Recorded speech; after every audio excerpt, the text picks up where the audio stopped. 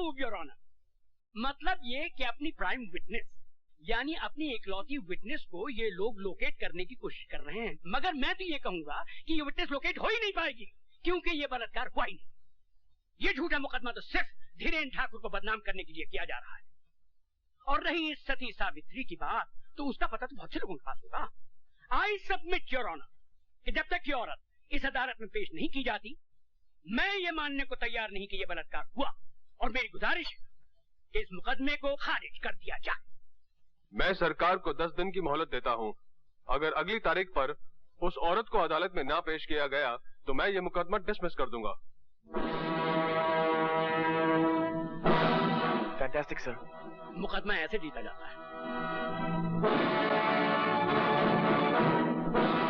वासु, तुम्हारे गर्लफ्रेंड की फोटो तो बहुत अच्छी आई है, लेकिन उसके साथ तुम्हारे कैमरे ने एक कत्ल को भी रिकॉर्ड कर लिया है। क्या मतलब?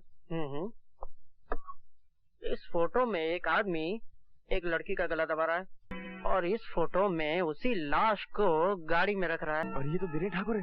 ठीक। मिस्टर गुजराल से, अरे मिस्टर गुजराल से उस दिन कोर्ट में डिफेंड कर रहे थे। इसका मतलब ये? जी हाँ। अरे वासु, तू यहाँ? आज तो रास्ता कैसे भूल गए? तेरे बगैर घर बड़ा सुना लगता है। दिल में तो रहता हूँ ना। माँ बैठ। ये ले फोटोग्राफ, मिस्टर गुजराल को देना और उनसे कहना कि धीरेन्द्र ठाकुर जैसे कमीने इंसानों का केस ना लिया करें। क्या बात क्या है? वो जो फोटोग्राफ देखेंगे ना तो खुद समझ आएंगे कि सच्चाई क्या है। झूठ मत बोलिए। ये तस्वीर देखी आपने? अब मेरी बात सुनिए, मैं कोई धर्मात्मा नहीं हूँ, मगर ऐसे गंदे केसेस मैं कभी नहीं देता। मगर चूंकि मैं आपका वकील रह चुका हूँ, मैं फीस लिए बिना आपको एक मशवरा दूंगा। आप इकबाल जुर्म कर दीजिए। फॉर ए चेंज सच बोल जाइए, तो हो सकता है कि फांसी की जगह आपको उम्र कैद हो जाए। मैं आपको 24 घंटे की मोहलत देता हूँ। तब तक आपने इकबाल जुर्म नहीं किया तो मैं इस तस्वीर का नेगेटिव खुद पुलिस के हवाले कर दूंगा, समझे? आज आपने मेरी आंखें खोल दी गुजराल साहब। मैं तो इस योग्य भी नहीं कि मनुष्य कहा जाऊं। जानवरों में मुझे फांसी की सजा मिलनी चाहिए। मुझे 24 घंटे की मोहलत मत दीजिए गुजराल साहब। मुझे अभी पुलिस स्टेशन ले चलिए ताकि वहां जाके मैं अपना कन्फेशन कर लूं। हो सकता है 24 घंटे के भीतर मेरे अंदर का राक्षस जाग बैठे और मुझे फिर से बहका दे। मैं आपके आगे हाथ जोड़ता हूं गुजराल साहब, मुझे अभी ले चलिए और अपने सामने इकबाल जुर्म करवा दीजिए। मैं आपका ये एहसान नई जिंदगी में भूलूंगा ना अगले जन्म में। गुजराल साहब प्लीज प्लीज मुझे ले चलिए। ठीक है, चलता हूँ। मैं तो उस आदमी का भी शुक्रिया अदा करना चाहूंगा जिसने आपको ये तस्वीरें दी। कौन है वो देवता? Vasudev. Hello hello Mrs Gujral, मैं धीरेन्द्र ठाकुर बोल रहा हूँ। आपके पति परमेश्वर इस वक्त मेरे कब्जे में है और मेरे कुछ नेगेटिव आपके चहेते बेटे वासुदेव गुजराल के पास है। अगर आप अपने पति की खैरियत चाहती हैं तो वो नेगेटिव्स अपने बेटे के हाथ मुकेश मिल भेज दीजिए, समझी? हाँ, एक बात और सुनिए, पुलिस को इन्फॉर्म करने की बेवकूफी मत कीजिएगा। हो सकता है कि मुझे जेल हो जाए, हो सकता है कि मुझे फांसी भी हो जाए। मैं आपके हाथ सिर्फ आपके पति की लाश आएगी।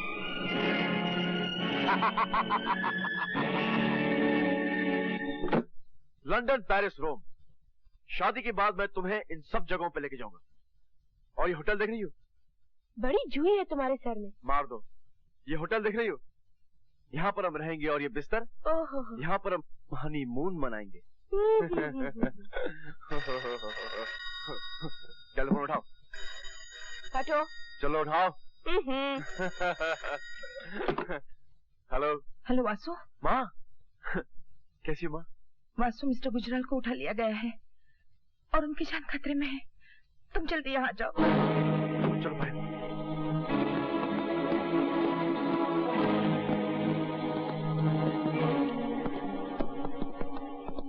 मिस्टर गुजराल किडनैप हो गए? हाँ। मगर क्यों? उन लोगों ने मुझे धमकी दी है कि वो तुम्हारे वाले नेगेटिव और उसके सारे प्रिंट्स अगर उन्हें नहीं दिए गए तो वो। रोइए मत मामी, किसी को मार डालना खिलवाड़ थोड़ी है। खिलवाड़ है पायल, मगर तू रो मत माँ। मैं मिस्टर गुजराल को बचाकर तेरे पास ले आने का वादा करके जा रहा हूँ और जब भी बेटा अपनी माँ से वादा करता है तो उसे पूरा करता है। या फिर उस वादे को निभाने की कोशिश में मर जाता है। आप आए।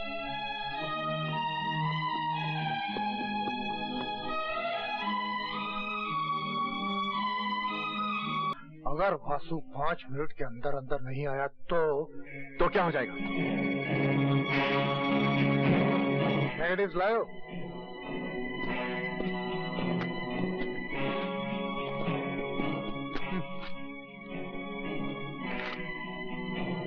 ये क्या है? इस कागज से अपना काला मुंह साफ कर।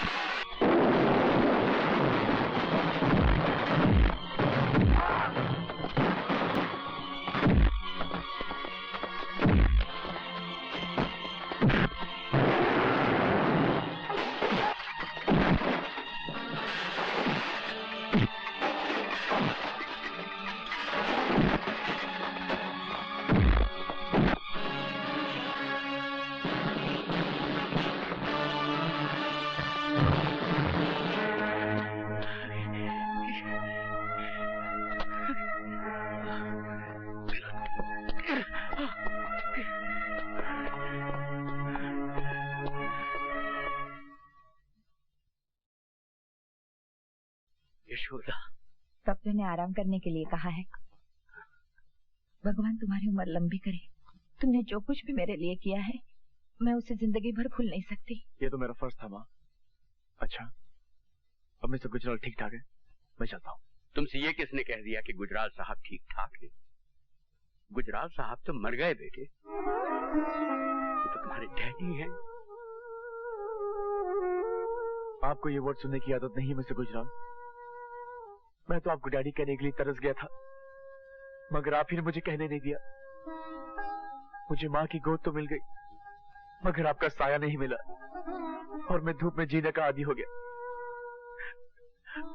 अब अगर मैं आपको डैडी कहना भी चाहूं तो क्या पता मुझे कहना आएगा भी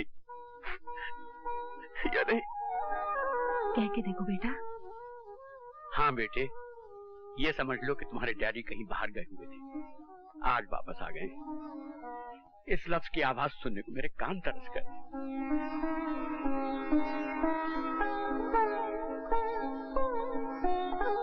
ठीक है बेटे, ये सेल्फ सेंटर्ड बुढ़ा इसी लायक है। दे दो तुम मुझे सजा, जो चाहे दे दो सजा। डैडी,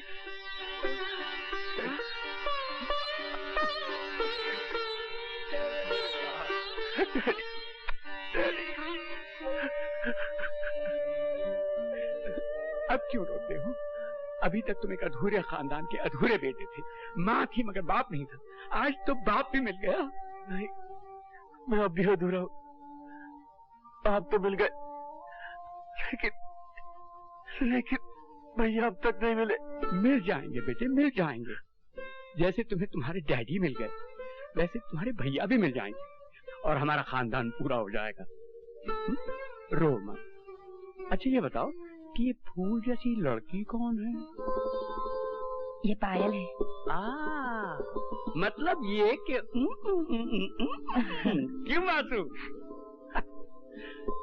भाई ये मेरा घायल होना तो बहुत मुबारक हुआ। पहले बेटा मिल गया और अब बहू। मैं तो यहाँ से निकलते ही तुम्हारे डैडी के साथ बात करूंगा और बात पक्की करूंगा। चट मंगनी पट ब्याह। गर्दन हिलाने से काम नहीं चलेगा पापा, हाथ मिलाना पड़ेगा, क्योंकि ये मेरा बेस्ट फ्रेंड है वासु गुजराल, जिसकी वकालत ने बॉम्बे में धूम मचा रखी है। कोई धूम नहीं मचा रखी सर। आप तो जानते ही होंगे कि पायल की आदत है बड़ा चढ़ा के बात करने की। जी नहीं, मैं हमेशा ठीक बात कहती हूँ। अच्छा पापा आप ही बताइए, मैं केस की मिसाल देती हूँ। मेरे केस तुम्हारे वासु के बस के नहीं है बेटा। खैर, फिर भी ये इतनी तारीफ कर रही है तो एक आध केस तुम्हें जरूर होगा। थैंक यू सर, मगर मैं यूं गिरे पड़े मिल जाने वाले केस नहीं लेता सर। बहुत तेज हो। वकील कानून की धार होता है सर, और अगर धारी तेज न हो तो कानून जुर्म की जड़ें कैसे काट पाएगा? ठीक है, कभी तुम्हारी धार भी देख लेंगे। तुम्हारे डैडी अभी तक नहीं आए। मिस्टर सिंह, मुझे गुजराल कहते। हेलो। अब आप गुजराल अंकल से बातें कीजिए पापा।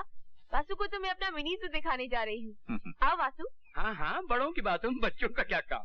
क्यों mister Singh? I don't know, मुझे तो ये भी नहीं पता कि हम दोनों बात क्या करने वाले हैं। अरे भाई, तुम जाते क्यों नहीं? जाओ ना। आप खड़े क्यों हैं? बैठिए ना। क्योंकि आपने मुझे बैठने के लिए कहा ही नहीं। आई एम सॉरी, बैठिए। जी, मुझे ये बच्चे काफी सीरियस लगते हैं। क्यों मिस्टर सिंह? ये जनरेशन तो सीरियस होना जानती नहीं मिस्टर गुजराल। मैं उस सीरियसनेस की बात नहीं कर रहा। तो फिर किस सीरियसनेस की बात कर रहे थे आप? बढ़ा चढ़ा के बात करने की मुझे आदत नहीं है। अदालत में भी मैं कम बोलता हूँ, ऑलवेज टू द पॉइंट। ये मेरा बेटा वासु है ना, ये मुझसे भी बड़ा और अच्छा वकील बनेगा।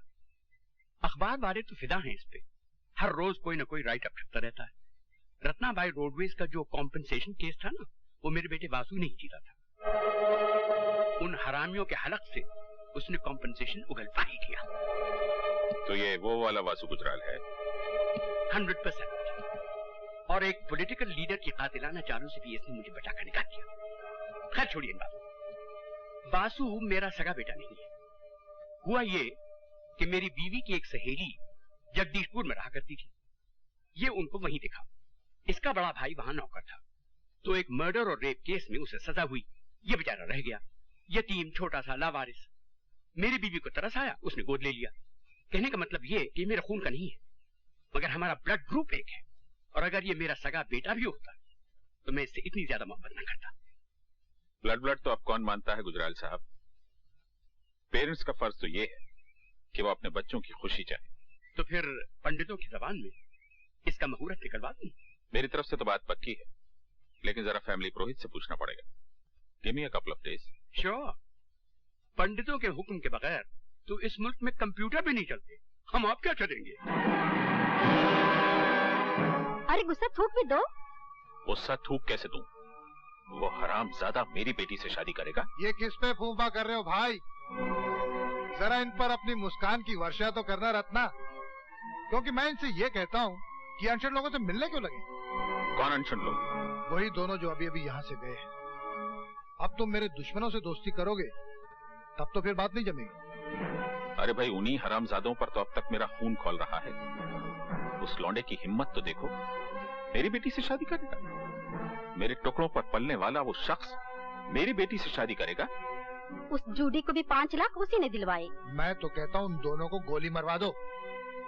खा खा के मोटे हो रहे हो, कुछ तो काम करो। 2 आदमी नहीं मारे जाते तुम लोगों से।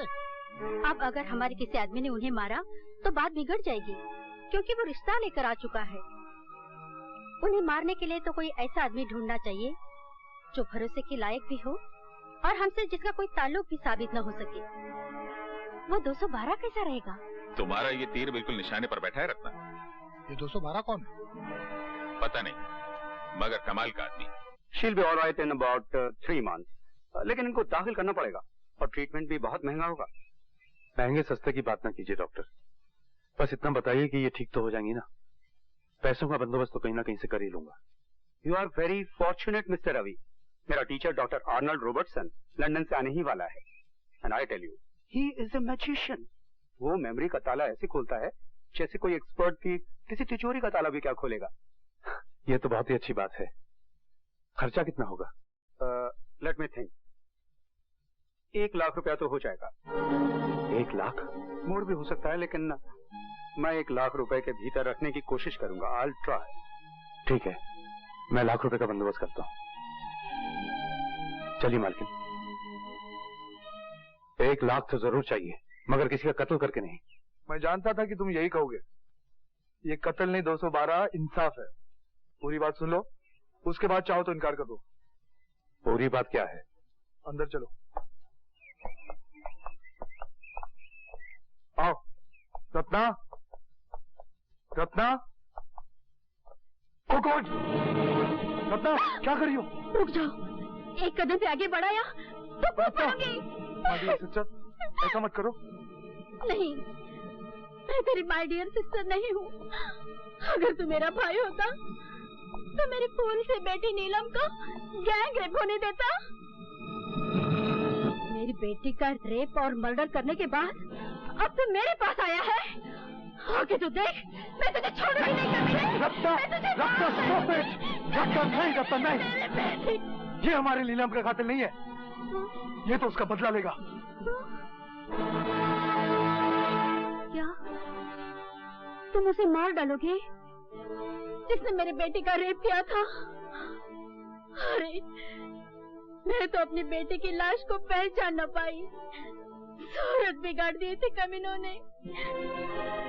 मेरी बेटी रोज मेरे सपने में आती है और कहती है, मम्मी डार्लिंग, वो बॉस्टन अभी तक जिंदा है, वो तुमको भी नहीं छोड़ेगा।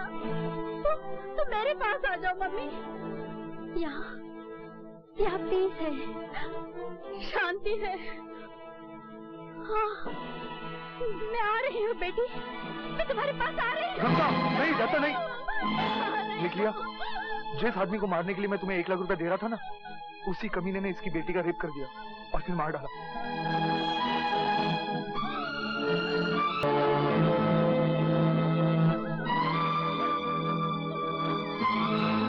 अब भी अगर तुम कत्ल नहीं कर सकते तो ठीक है। कौन है वो जानवर? उसका नाम है वासुदेव गुजराल। वासुदेव गुजराल।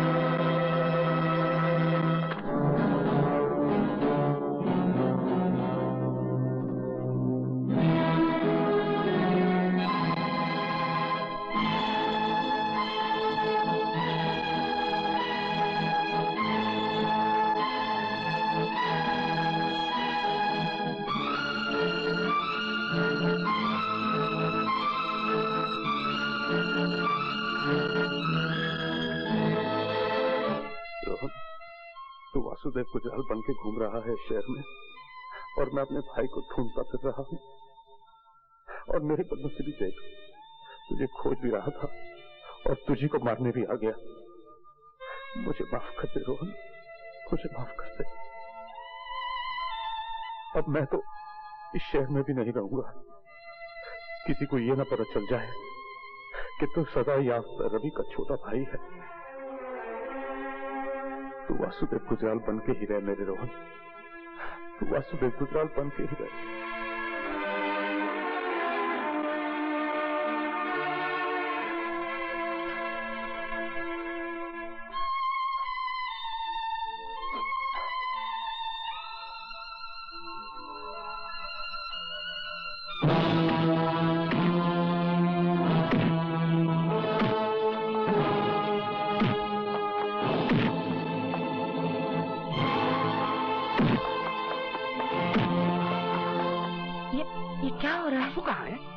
अंधेरा क्यों है? अरे मेन स्विच ऑफ कर दिया किसी ने।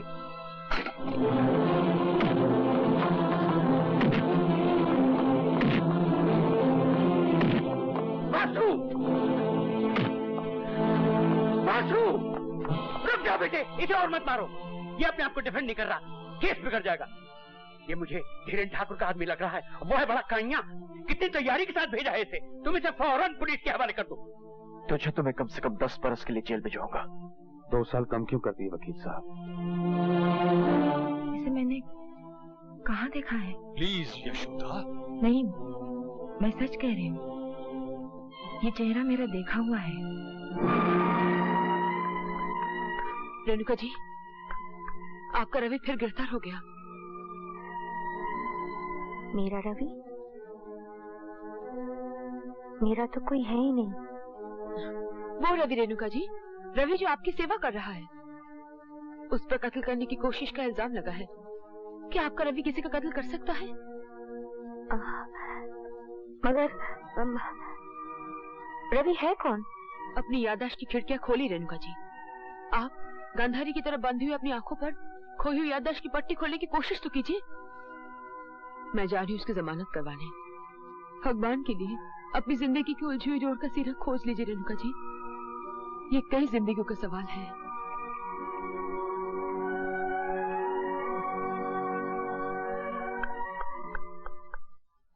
ये रवि है कौन?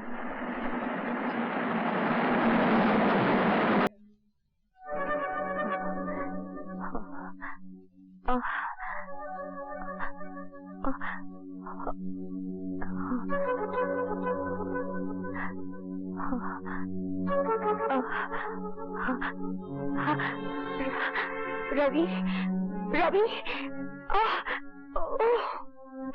मुझे उसकी सूरत कुछ देखी देखी से क्यों लगी? ओह कम ऑन मामा, बम्बई इतना बड़ा शहर है, 1000 बार देखा होगा आपने उसे भीड़ में। मैं वैसे देखने की बात नहीं कर रही हूँ, याद नहीं आ रहा है, समझ में नहीं आता कि मैंने उसे कहाँ देखा होगा। आप बैठ के याद कीजिए, मैं चला। थैंक गॉड कि आप मिल गए। बात क्या है विद्या? आप मम्मी को बात बताइए, मैं जरा जल्दी में हूँ। प्लीज मिस्टर गुजराल, काम तो आप ही से है। अच्छा, तो फिर आप मेरे साथ चलिए, मुझे रास्ते बताइए। आप जा किधर रहे हैं? मैं जा रहा हूँ वर्ली पुलिस स्टेशन। तो ठीक है, क्योंकि मैं भी आपको वही ले जाने आई थी, एक बेगुनाह आदमी की जमानत करवाने। अच्छा, तो आप खड़ी क्यों हैं? चलिए चलिए ना। बाय माँ। बाय। आइए मिस्टर गुजराल, आइए आइए। कैसे आप? अरे रेणुका जी, आप यहाँ क्या कर रही हैं? मिस्टर गुजराल, ये आपके क्रिमिनल की जमानत देना चाहती है। मैंने बहुत समझाया इन्हें कि वो एक मुजरिम है, सजा याफ्ता। सजा याफ्ता? वही तो मैं कह रहा हूँ साहब, और सजा भी 1 महीने या 1 दिन की नहीं, 12 साल। सजा काटने का मतलब ये तो नहीं होता इंस्पेक्टर साहब कि आदमी गुनहगार भी था। सजा का क्या, आप 4 झूठे गवाह खड़े कर दीजिए, सजा हो जाएगी। मगर आप जिसे मुजरिम कह रहे हैं उसे जानते नहीं। जिस जज ने उसे 12 साल की सजा दी वो भी उसे नहीं जानता था। वो तब भी निर्दोष था जब उसे 12 साल की सजा हुई थी, और वो अब भी निर्दोष है। लीजिए, आपका निर्दोष आ गया। रवि, मालकिन आप? तुम बिल्कुल ना घबराना। एक बार मेरे होते हुए तुम्हारे साथ अन्याय हो गया और मैं कुछ ना कर सकी, मगर मैं दोबारा तुम्हारे साथ अन्याय नहीं होने दूंगी। मालकिन, ऐसा लगता है भगवान की दया से आप ठीक हो गई। हाँ, भगवान ने मुझे तुम्हारे लिए ठीक किया है। जो मैं ना ठीक होती तो तुम्हें उस अमानत का पता कौन बताता जो मेरे पास थी। अब तो आप ठीक हो गई ना मालकिन? हाँ। आराम से पूछ लूंगा, जल्दी क्या है? हाँ। और मैं अमानत की कसम खा के कहता हूँ कि आज तक मैंने कभी ये नहीं सोचा कि आपने मेरी अमानत का ख्याल नहीं रखा होगा। जब आपको कुछ याद भी नहीं था तब भी मैं ये जानता था कि आपने मेरी चीज किसी अच्छी जगह रखी हो। पर बस बस, अब आप कुछ मत बोलिए मालकिन। अगर मैं कुछ ना बोलूंगी तो ये लोग मान कैसे लेंगे कि तुम निर्दोष हो? अच्छा, तुम ही बताओ, अपने छोटे भाई से प्यार करना क्या अपराध है?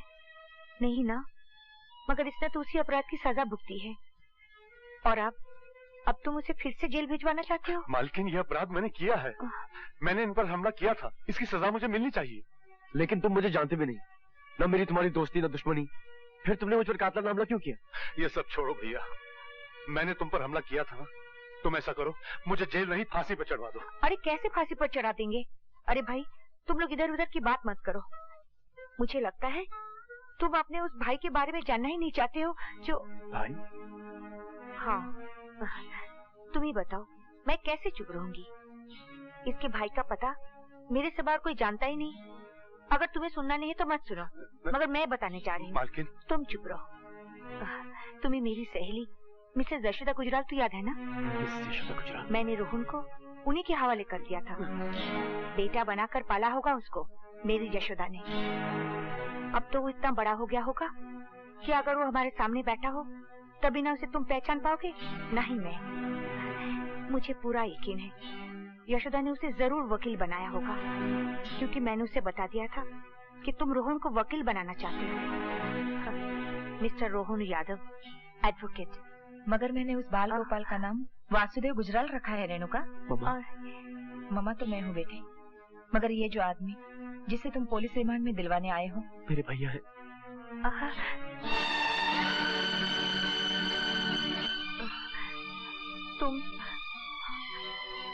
तुम रोहन हो?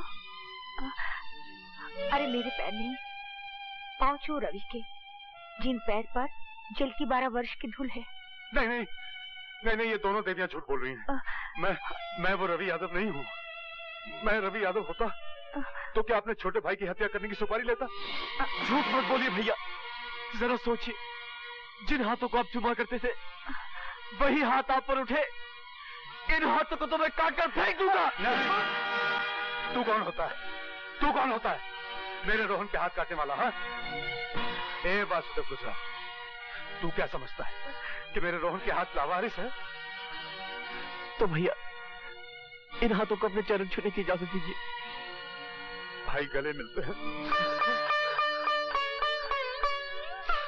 रो मत रोहन, रो मत। आप भी तो रो रहे हैं भैया। अरे हम तो शर्म के मारे रो रहे हैं। जिस भाई के वास्ते हम जिंदा थे, उसी को मारने के वास्ते हमने ये हाथ बेच दिए। मगर तब हमें ये पता नहीं था कि तुम हो मुन्ना। मालकिन का अच्छा होना जरूरी था, क्योंकि मेरे भाई का पता सिर्फ मालकिन को मालूम था, और मालकिन की याददाश्त के दरवाजे सब बंद थे। उन दरवाजों के खुले बगैर मेरे भाई का पता मुझे नहीं मिल सकता था। ऐसे में एक काम हाथ आया कि वासुदेव गुजराल को मार डालो और लाख रुपया ले जाओ अपनी मालकिन के इलाज के लिए। तो मैं क्या करता? हम समझते हैं भैया। तुम कुछ नहीं समझते। जरा सोचो रोहन, अगर कल हमने तुम्हें पहचान न लिया होता तो कैसा अनर्थ हो जाता। तुम्हें मार डालते, 1 लाख रुपया ले आते और मालकिन का इलाज करवाते, और मालकिन कहती, बदनसीब, जिसे मारकर तू मेरा इलाज करवा रहा है वही तो तेरा छोटा भाई था। लेकिन भैया जब आपने मुझे पहचान लिया था तो मुझे बताया क्यों नहीं? क्या बताता कि तू वासुदेव गुजराल नहीं, रोहन यादव है, रवि यादव का भाई, जो अभी अभी 12 साल की सजा काटकर जेल से छूटा है। तो तेरी क्या रह जाती मुन्ना? इसका मतलब अगर मालकिन न बताती तो आप मेरी जिंदगी से यूं ही चुपचाप चले जाते। आपको पता है मैंने आपको ढूंढने की कितनी कोशिश की है, लेकिन सरकारी फाइलों की भीड़ में आपका कहीं पता न चला। मेरा पता न चला होता तो अच्छा ही हुआ होता मुन्ना। अब सारी दुनिया तुझे सजा याफ्ता रवि यादव का भाई कहेगी। भैया आप तो सजा काट कर देवता बन गए, लेकिन मुझे छोटा भाई बनकर आदमी तो बन जाने दीजिए।